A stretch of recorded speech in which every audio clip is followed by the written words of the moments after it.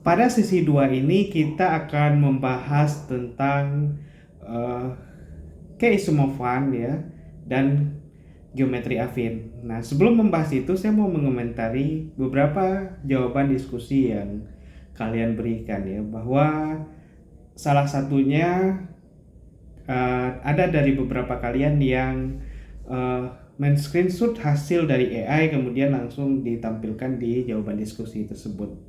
Harapannya bukan gitu, kalian harus baca dulu sumber yang berasal dari ruang baca virtual. Misalnya kan di sana ada buku ya karangan Pak Rauf ya.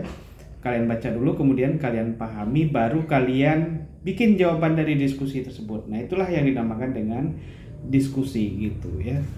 Kalau jawaban yang seperti itu langsung saya beri nilai 0 gitu ya. Jadi perlu kalian pelajari dulu, baru setelah paham nanti baru kalian jawab pertanyaan dari diskusi tersebut, seperti itu. Nah, geometri insidensi ini sebenarnya bukan sesuatu yang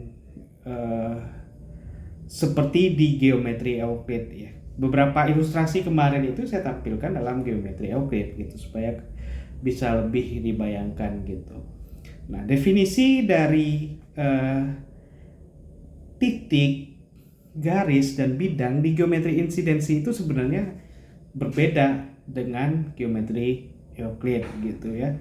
Contohnya ketika saya mendefinisikan garis ya, di geometri insidensi itu garis itu didefinisikan sebagai suatu objek ya, objek yang abstrak, kita nggak tahu, yang terdiri paling sedikit dari 2 titik, itu udah dibilang garis. Misalnya kalau saya punya 3 titik ya, A, B, C, saya bisa bilang ABC itu merupakan sebuah garis gitu.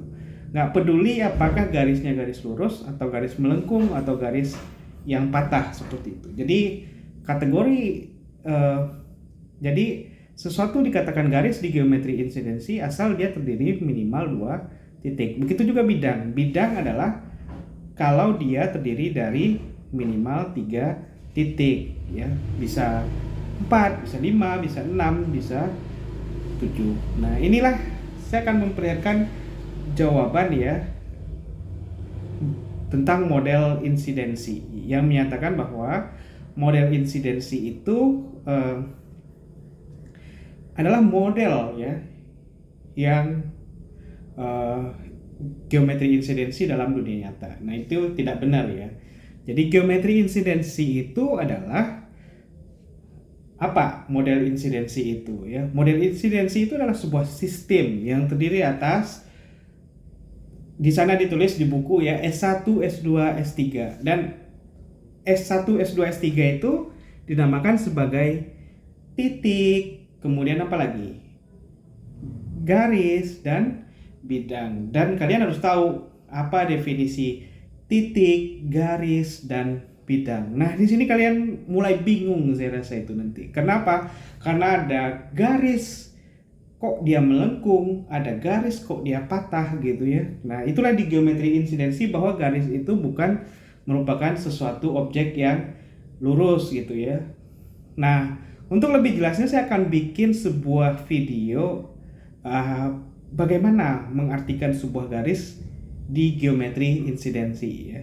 Tentu di video yang berbeda gitu. Silahkan kalian lihat ya video yang saya buat.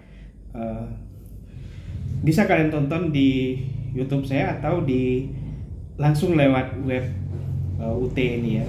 Saya akan jelaskan kenapa di geometri insidensi ada garis yang tidak garis lurus gitu ya. Saya jelaskan di sana seperti itu. Oke, sampai ketemu di video selanjutnya. Jangan asal jawab, silahkan baca dulu di buku ruang baca virtual ya. Setelah paham baru diskusi itu dijawab. Terima kasih atas perhatiannya. Sampai ketemu di sesi ketiga minggu depan. Selamat mengerjakan soal diskusi di sesi kedua. Terima kasih.